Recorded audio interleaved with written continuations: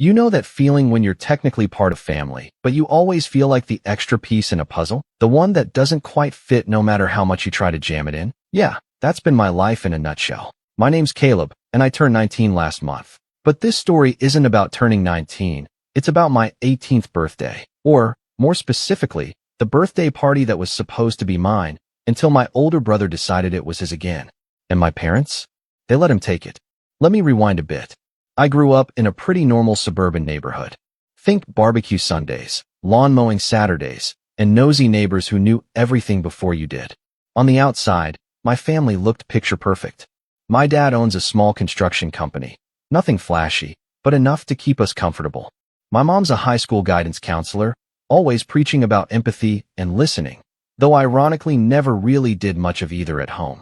And then there's my brother, Jeremy, 2 years older than me, star of the soccer team, golden boy of the family, and somehow the main character in every story even when it wasn't his. From the time we were kids, Jeremy got everything first, and then some. First bike, first phone, first car. That part's understandable, I guess. But what stung was how even when it was finally supposed to be my turn, he'd somehow swoop in and take center stage again. And my parents would just let it happen. No, worse, they'd cheer him on. I didn't used to mind it. I mean, I was the quiet kid. Kept to myself, got decent grades, never really caused trouble. I figured maybe if I stayed out of the way and did my own thing, they'd notice me in their own time. They didn't. At least, not in any way that mattered. Jeremy got celebrated for bringing home a C in algebra because he worked so hard. I got a full ride scholarship to a state university and got a polite, "That's nice, honey," before the topic changed to Jeremy's job hunt. He wasn't even looking. Still, I never really confronted them about it. I told myself it wasn't worth the drama. I bottled it up, smiled through it, played the role of the good, understanding son. But sometimes, it's not just one moment that breaks you. It's the slow accumulation of little cuts. And my 18th birthday? That was the final slice that finally made everything bleed. It started innocently enough. A couple months before my birthday, Mom asked if I had any ideas for how I wanted to celebrate. Nothing fancy, I said. Maybe a backyard party, a few friends, some music, a bonfire. Something chill. She actually seemed excited about it. Said it was a big milestone, that she wanted to make it special. I remember that phrase exactly, because she said it like it meant something. I started helping her plan it. We made lists, who I'd invite, what kind of food to order, even talked about setting up those string lights we only brought out for 4th of July. It felt nice. Like, for once, something was about me. I wasn't asking for a parade or anything. I just wanted to feel like I mattered. And then Jeremy came home for spring break. He was supposed to be away at college, but he dropped out a semester in. Said it wasn't for him. My parents barely blinked. Said they were proud of him for figuring out what he didn't want. Like that was some kind of accomplishment. Meanwhile, I was filling out scholarship essays in the same room and got a passive-aggressive comment about making sure I wasn't putting too much pressure on myself. Anyway, Jeremy came back, and immediately the entire house revolved around him again. He flopped on the couch like he never left, raided the fridge, left towels on the bathroom floor, and suddenly it was like I didn't exist. My dad was back to telling old Jeremy stories at dinner, like the time he scored a winning goal in 9th grade. Mom made his favorite meals 3 nights in a row. I joked one evening that maybe I should drop out too just to get that kind of royal treatment. She laughed like I was being sarcastic. I wasn't. About a week before my birthday, everything shifted. I came home from school one day and found Jeremy and my mom in the kitchen, giggling over old photo albums. He looked up at me and said, "Hey, remember my 18th party? Man, that was wild." I did remember it. It was wild. They rented out a small venue, invited his entire friend group, even had a DJ. My party budget was maybe 1/10 of that. But again, I didn't say anything. Then Jeremy casually dropped the bomb. "You know what'd be fun?" he said. "If we did it again. Like a redo." 18 was such a blur, I barely remember it. Let's throw a party, but chill this time. Backyard, music, bonfire. I kinda wanna relive it, but like, slower.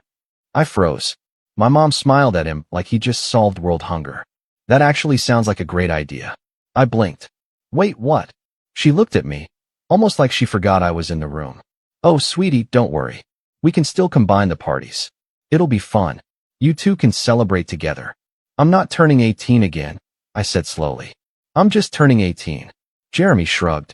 Yeah, but we're both at big milestones, right? Yours is coming up, mine's like memory lane. I mean, it's not a big deal. Chill party, both of us, what's the harm? I looked at my mom, waiting for her to say something. Anything. Set a boundary. Remind him that this was my day. Instead, she nodded thoughtfully. You could even share the guest list. That way everyone gets along, and it's more of a family event. I didn't respond. I didn't trust myself to.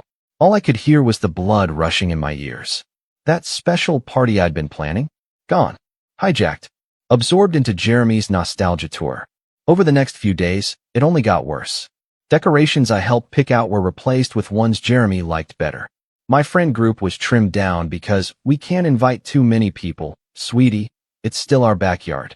A cake I wanted got vetoed for a flavor Jeremy preferred. He even asked if I'd mind playing some of his old playlists, for the vibe. I started feeling like a guest at my own celebration.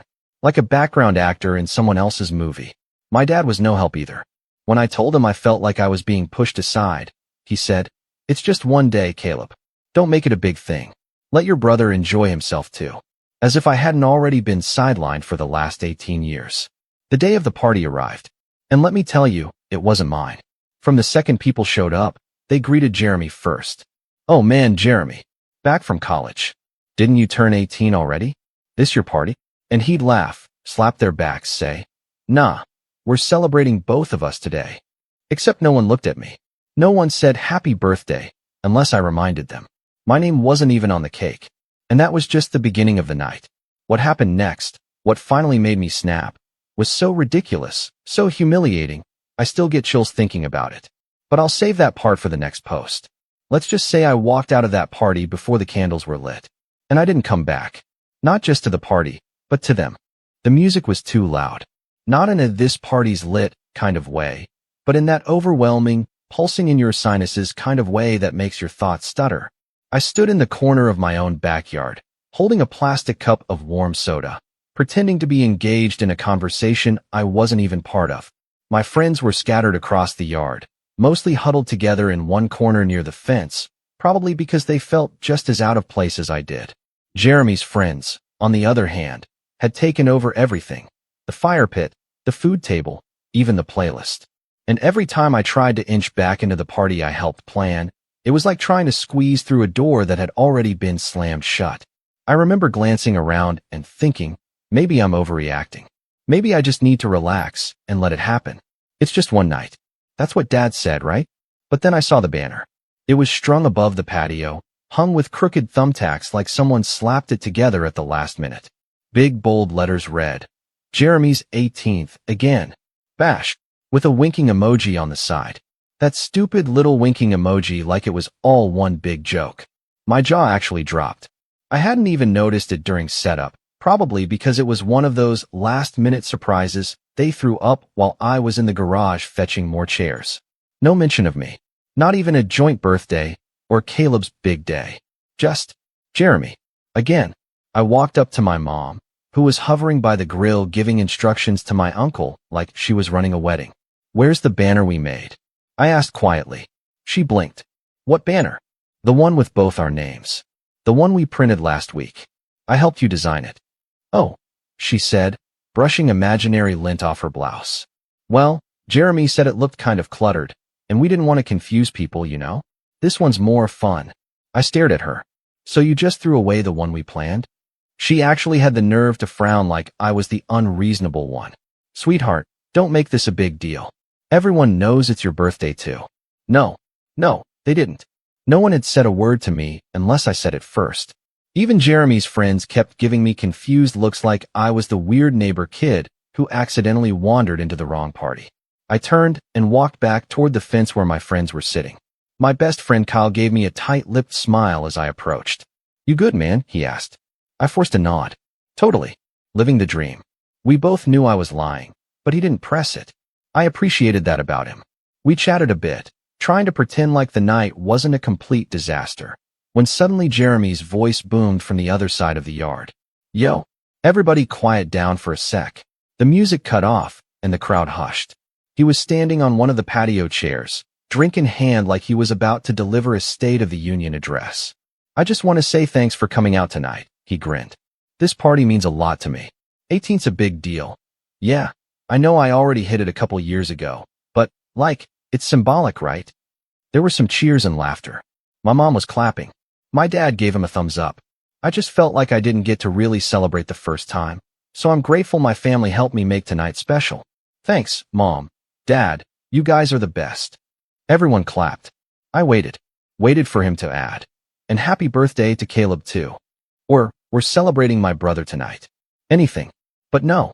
He stepped off the chair, music resumed, and the crowd swarmed him with back pats and drinks. I felt the heat rise up my neck like a sunburn. My ears started ringing, and I wasn't sure if it was from the speakers or the blood pressure spike. That was it. That was the moment. The moment it all clicked. They didn't forget me. They just didn't care. Kyle turned to me. Dude. What? I shook my head slowly. Nah, I'm done. He stood up, concerned. What do you mean? I mean I'm leaving. Caleb, I'm done pretending this is okay. I'm not staying here just to be invisible. Before he could stop me, I walked straight through the yard, past the crowd, past the lights and the fire pit and the stupid banner. My mom saw me and raised a hand, puzzled. Where are you going? She asked. Out, I said. But we haven't done cake yet. I stopped, turned to look at her. Did you even get a cake for me? She hesitated. We got Jeremy's favorite. But it's chocolate. Everyone likes chocolate. I didn't respond. I just walked out the gate. Behind me, I could hear murmurs. Someone asked, was that his brother? Another voice replied, didn't know he was part of the party. Exactly. Kyle followed me to the street. Want me to come with? I shook my head. Nah. Stay? You might actually enjoy it. He hesitated, then nodded. You sure? Yeah, I said, trying to breathe through the surge of emotions. I just need to not be here. I walked home in silence. It wasn't far, just 20 minutes on foot, but it felt longer. Every step was heavier than the last, like I was dragging years of disappointment behind me. I got to my house, unlocked the door, and went straight to my room. I sat on the edge of my bed, staring at the floor. I didn't cry. I didn't throw anything. I just sat. Because sometimes it's not anger that breaks you. It's the quiet realization that nothing's going to change unless you do something about it. I didn't go back to the party. I didn't answer their texts later that night. My phone buzzed twice, once from my mom, once from Jeremy. I didn't read them. The next morning, I woke up early. I took down every photo of Jeremy on my wall. Old family trips, birthdays, his graduation. I boxed them up and shoved them in the closet. Then I went to the kitchen, made myself breakfast, and left a note on the fridge that just said, don't worry. I didn't forget my birthday. They didn't say anything to me for 2 days. On the third day, Mom cornered me in the hallway. Are you going to keep acting like this? I stared at her. Like what? Like we did something to you. We just wanted Jeremy to have a nice night too. I didn't even know what to say to that. Too. As if I ever got a nice night of my own. I'm your son too, I finally said. Her face fell. You're being dramatic. I walked past her without another word. That week, I started making plans. Serious ones. College was coming up, and I already had that scholarship. I began looking into housing, even though my parents said I could live at home. I didn't want to. I didn't want to owe them a thing. When I finally moved out 3 months later, my dad helped load my boxes into the car. We barely spoke. Jeremy didn't even show up. Mom hugged me goodbye. Call us if you need anything, okay? I nodded, but I didn't mean it. College was freedom. For the first time in my life, I wasn't walking on eggshells. I made new friends, found professors who actually saw potential in me, joined a film club. I even wrote a short story about a forgotten birthday. It won second place in a campus contest.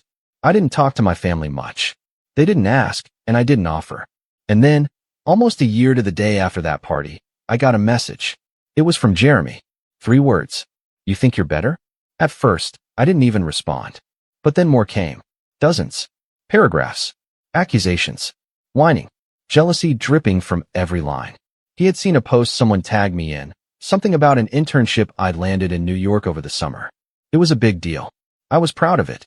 And apparently, so was half my college circle, because they shared it like wildfire. And Jeremy? He couldn't take it. His tantrum wasn't just digital. Within days, it spilled into real life. Angry calls to my mom. Passive-aggressive rants on Facebook. Petty jabs during family dinners I didn't attend. He couldn't stand that I had built something without them. Without him. But the worst part, the part that pushed everything over the edge, came in the form of a family group chat screenshot that Kyle sent me one night. Jeremy, in a full meltdown, had sent a message that read, "I don't care if he's successful. He's still a selfish little brat who ruined my party and made Mom cry. He thinks he's better than us because he moved out. Let's see how long he lasts without Daddy's money." And what my father replied, "Don't worry. He'll come crawling back when the real world hits him." That was it. That was the betrayal I didn't see coming. Because all this time, I thought maybe, just maybe, my dad had been the silent neutral one. The one who didn't pick sides, just wanted peace. But no, he never had my back either. And that's when I decided. I was done playing nice. I had kept my distance. I had kept my head down. But now, it was time they saw exactly what the forgotten son could do. There's a strange silence that follows betrayal. Not the kind you get when someone slaps you in the face, but the kind that settles in when someone you trusted lets you down in a way you didn't expect. I always knew Jeremy resented me in some way. That wasn't news. But seeing my dad, my own father, essentially agree with him, that hit harder than anything else. Not because I needed his money. I didn't. I was already making it on my own. But because deep down, a small part of me still believed he might come around. That maybe, once I got out and showed them I was serious, someone in that house would finally say, "We were wrong." That illusion shattered with that message. "He'll come crawling back when the real world hits him." Those were the words that played on loop in my head that night. I was in my dorm, sitting on the edge of my twin bed, phone screen burning my retinas, heart somewhere between rage and resignation. I didn't cry. I didn't punch a wall. I didn't scream. I just sat there, very still, as the weight of that sentence sank in, crawling back, as if I had ever leaned on them, as if I hadn't spent years being overlooked, dismissed, shoved aside for the golden boy with the dimming halo. It was in that moment I realized something important. I wasn't running away from them anymore. I was running towards something else, something better, something that didn't require their approval. But before I could climb, I had to fall first. And believe me, I did. My second semester hit like a brick wall. The excitement of freedom wore off fast, and the pressure of proving myself crept in hard. Between classes, my part-time job at a student cafe, and the internship applications I kept sending into the void, I barely slept.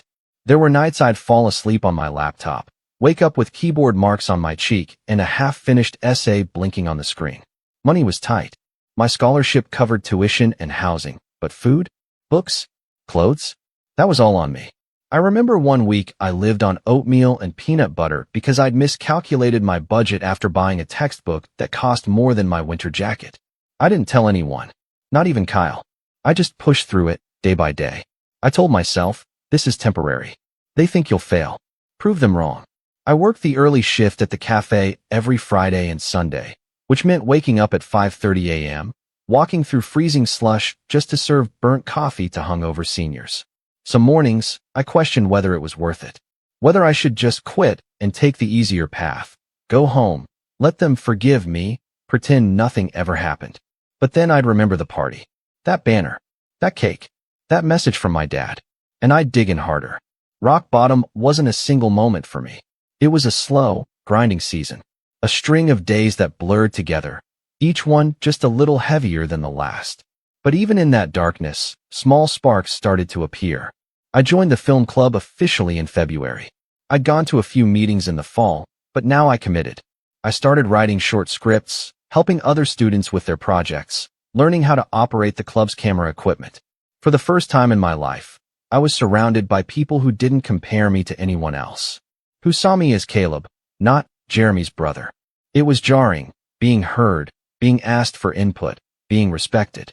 One weekend, a senior named Maya asked if I wanted to help her shoot a short film for a student contest. She said she liked the way I edited a documentary segment for the club's YouTube channel. "It's subtle," she told me. "You know how to tell a story without yelling." I didn't even know how to respond to that. We spent 2 weeks filming her project.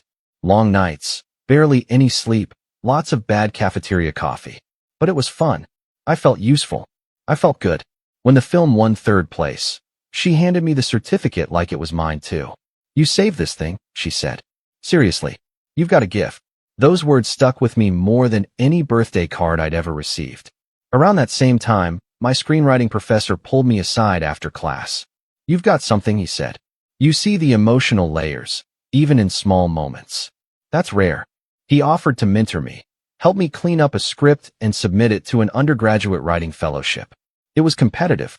Only 3 people got in each year. I wasn't expecting much, but I applied anyway. In the meantime, I picked up an extra shift at the cafe.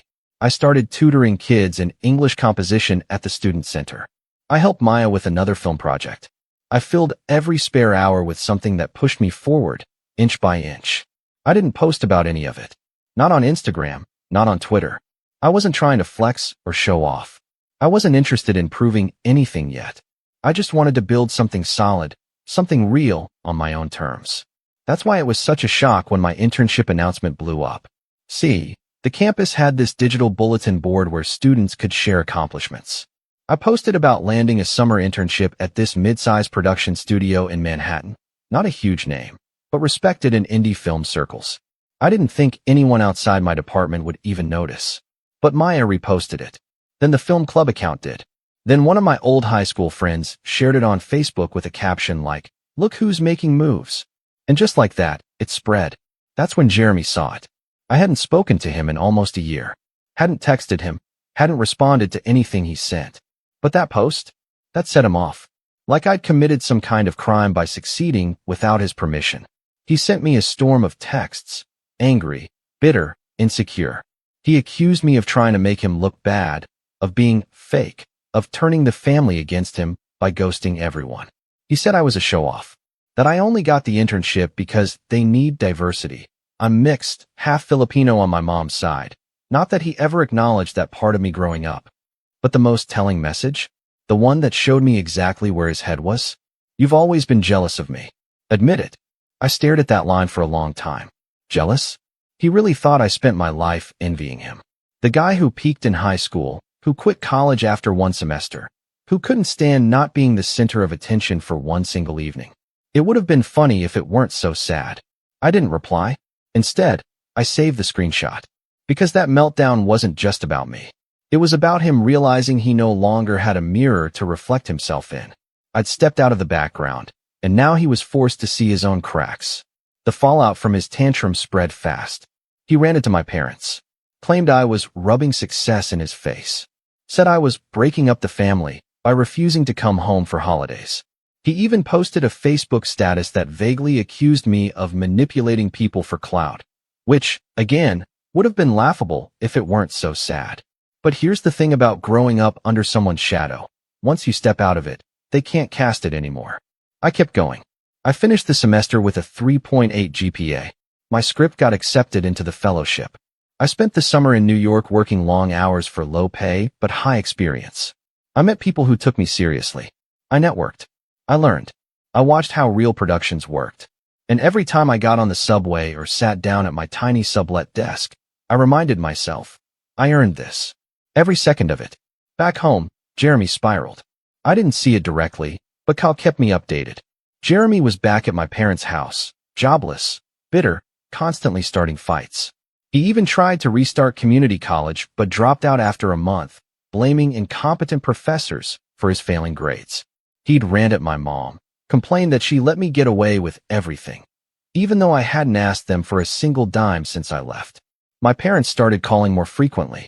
Not to apologize. No, they were still too proud for that, but with little guilt trips disguised as concern. "We miss you," Mom would say. "Jeremy's having a hard time." Dad once texted, "I know things got messy, but you're still part of this family." But I wasn't falling for it. Not yet. They hadn't acknowledged what they did.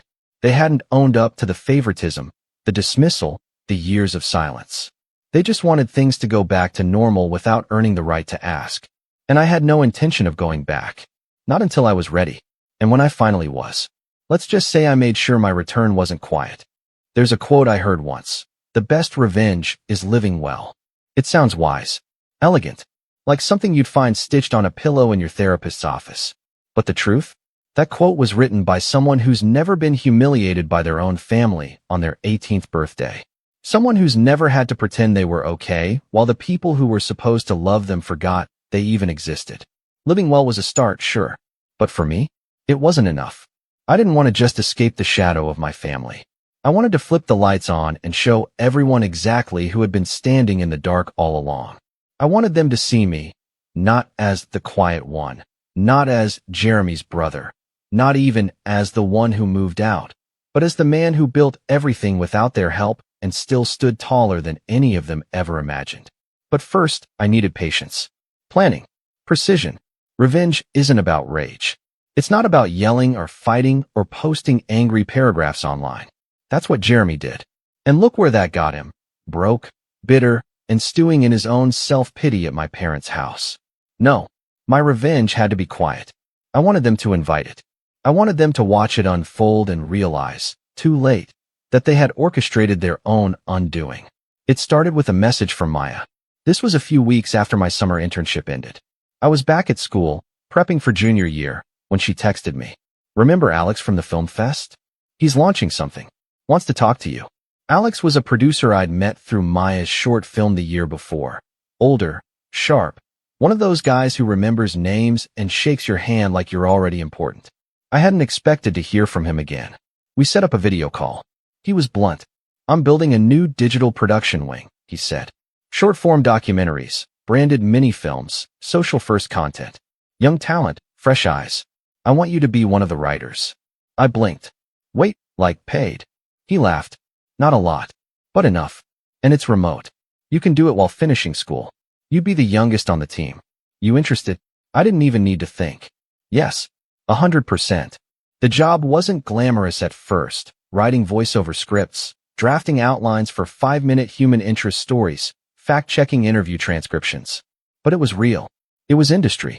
And I was making connections. I kept working my cafe job on weekends, but the digital gig gave me flexibility, and more importantly, credibility. That was phase 1. Phase 2 came when one of the directors in the studio circle, a guy named Rafi, took a liking to one of my short scripts. It was a quiet, introspective piece about a college student estranged from his family, trying to build a life alone. I hadn't told him it was basically my autobiography. He said, "This has teeth. You thought about directing it?" I hadn't. Not seriously. But the idea lodged in my brain like a match waiting to be struck. So I started planning. I spent weeks rewriting the script, tightening the dialogue, sharpening the emotional turns.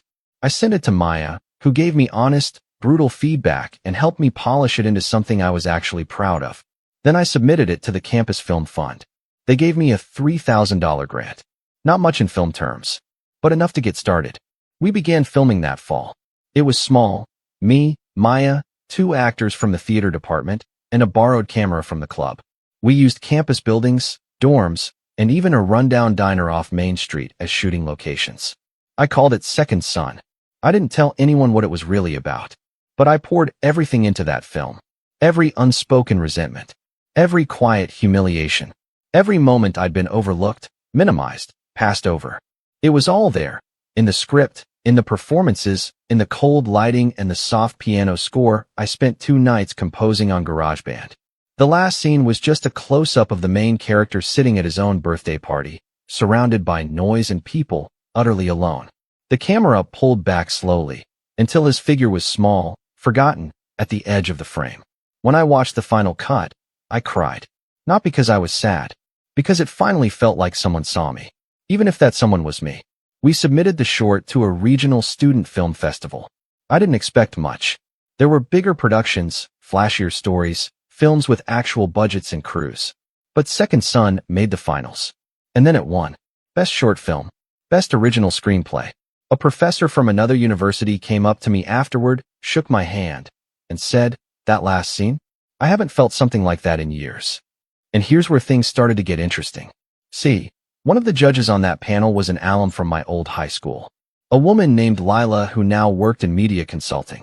She remembered my name, not because of Jeremy, but because I'd been quiet and polite in her journalism class back in senior year. She reached out to me after the festival and said, "This might sound odd, but I know your parents." My stomach dropped.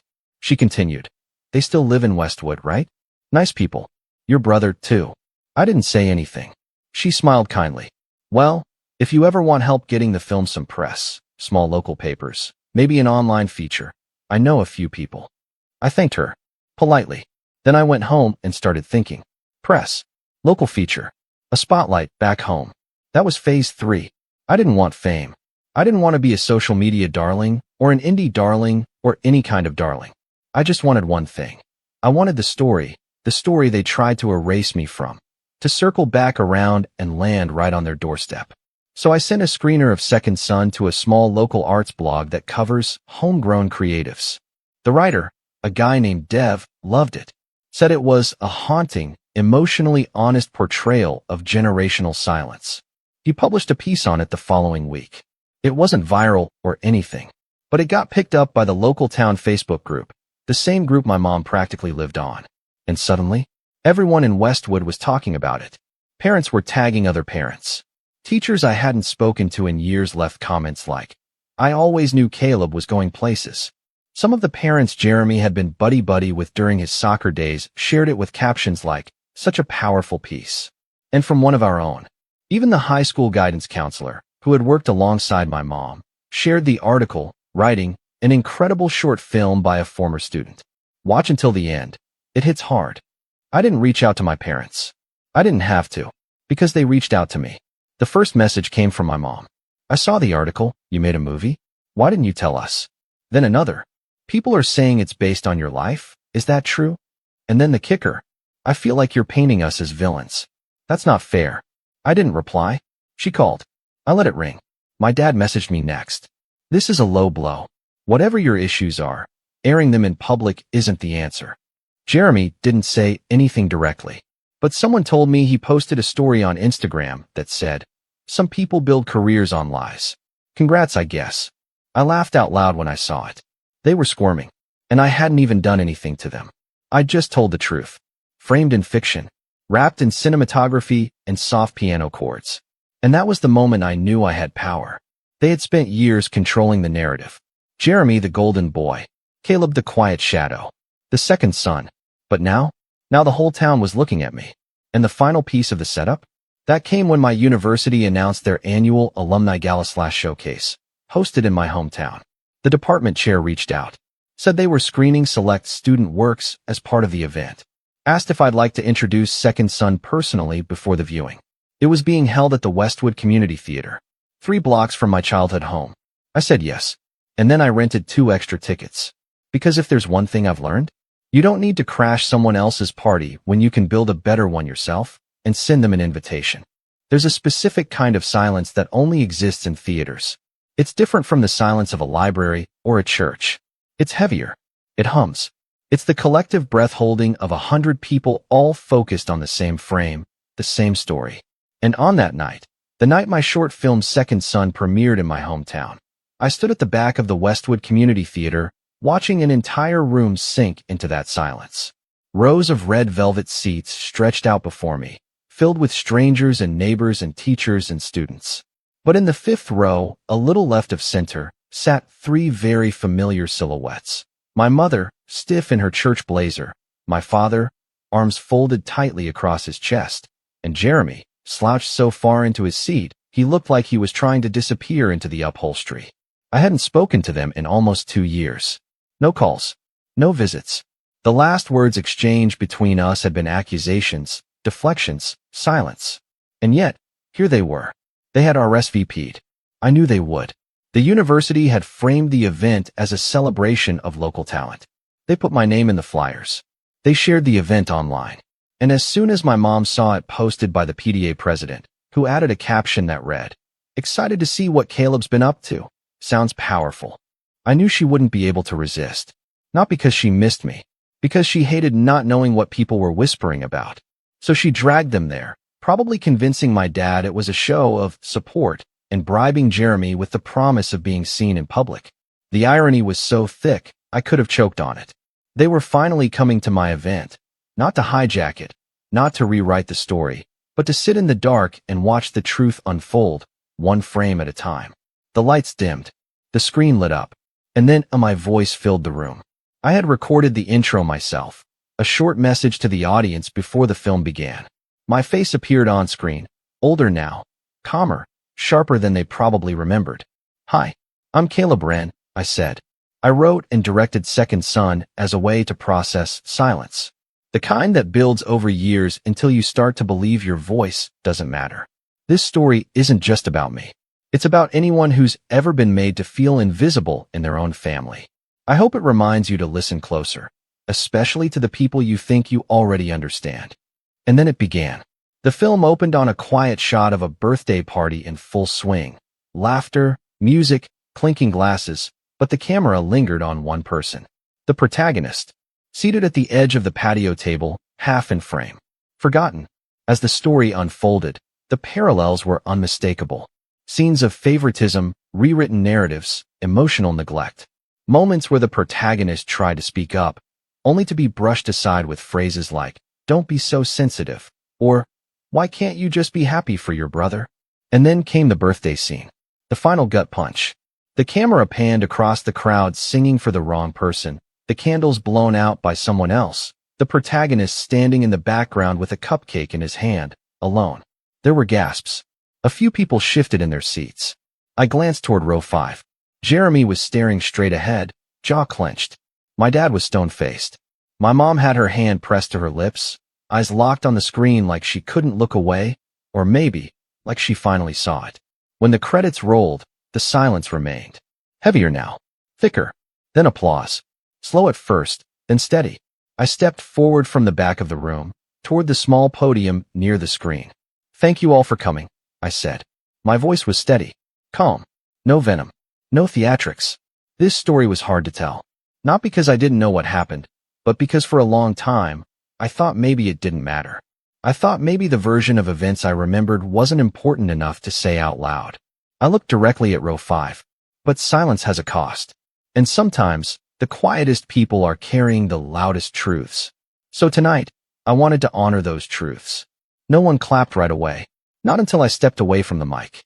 But as I walked down the aisle, dozens of people reached out, shook my hand, clapped my shoulder, said things like, "That hit home," or "I saw myself in that," or simply, "Thank you." I didn't turn to see if my parents or Jeremy stayed. I didn't need to. Because outside the theater, as I stood under the awning soaking in the cool night air, I heard my name. Caleb. It was my mother. She approached me alone. My father and Jeremy were nowhere in sight. Her face looked pale in the streetlight, not from embarrassment, but from something heavier. Guilt, maybe. Or the realization that the son she'd ignored had grown into a man she didn't recognize. "That was a lot," she said. I said nothing. She looked down at her hands, then back up. "You could have talked to us." I raised an eyebrow. "I tried. You just weren't listening." She winced, but she didn't deny it. "Is that really how you remember things?" "Yes," I said, with the sharp, unflinching certainty of someone who'd waited years to be asked that question. She swallowed. "I didn't know it hurt you that much." "Because you never looked," I replied. "Because you were too busy making sure Jeremy had the perfect life, even if it meant letting me disappear." She stepped closer. "You're not invisible, Caleb. We love you." I smiled, small and sad. "Maybe. But love without effort is just decoration." She said nothing after that. Just stood there, mouth parted like she wanted to say more. But there was nothing left to give. No apology that would fix it. No quick fix that would unwrite the years of neglect. So I turned and walked away. As I reached the corner of the block, I saw Jeremy standing near my car. He looked up as I approached, arms crossed. The same defensive scowl he always wore when he felt the ground slipping under his feet. "You happy now?" he asked. "You made us look like monsters." "I didn't have to," I said. "You did that yourselves." He shook his head, sneering. "All this just to prove you're better than me?" I laughed genuinely. "No, Jeremy. All this just to prove I was here." And I left him standing there, stunned in the glow of the theater marquee that still bore my name. In the weeks that followed, the film got picked up by an online streaming platform for student features. I started getting messages from people across the country, students, teachers, even therapists, all saying the same thing. This story mattered. Meanwhile, back in Westwood, the fallout was quiet but deep. My mom took a leave from the school. The guidance office restructured. PTA moms whispered. Former friends reached out less. Jeremy moved out of my parents' house 6 months later, after what Kyle later told me was a massive blow-up, where he accused them of ruining his reputation. He bounced around jobs, tried a YouTube channel, failed at it, and eventually stopped posting altogether. And my dad? He never reached out. Not once. That told me more than any apology ever could. But me? I kept going. I graduated with honors. Got hired full-time by the same production studio that gave me my start. Moved into a small apartment with creaky floors and a view of the skyline that made every all-nighter worth it. I kept writing, kept filming, kept telling stories for the people who'd been made to feel small. And every year, on my birthday, I light a candle. Not because I need a wish, but because sometimes the smallest flame is enough to burn down an entire false narrative. They built their story around Jeremy, but I wrote the ending. And this one's mine.